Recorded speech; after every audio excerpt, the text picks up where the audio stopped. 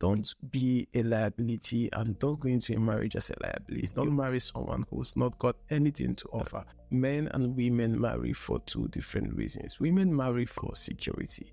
Women marry someone they feel will give them financial security, spiritual security, mental security.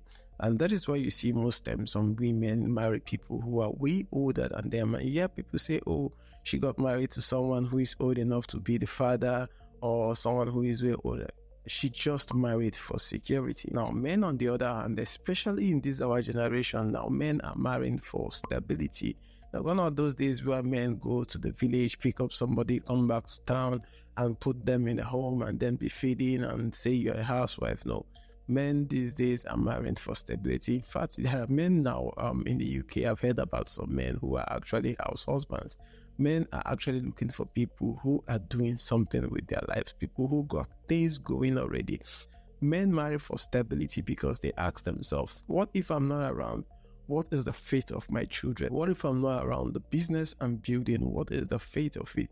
Because if I'm building something and the person I'm building it with does not know what it means to build anything, then I've already started demolishing what I'm building even before I started. So men are looking for people who can easily step into their shoes.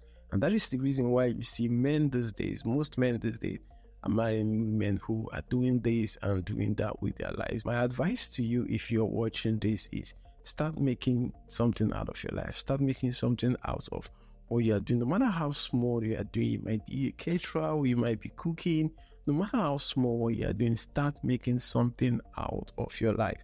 Don't be a liability, and don't go into a marriage as a liability, or don't go into marriage rather as a liability. Go into marriage with someone who's got something to offer, and most importantly, don't marry someone who's not got anything to offer.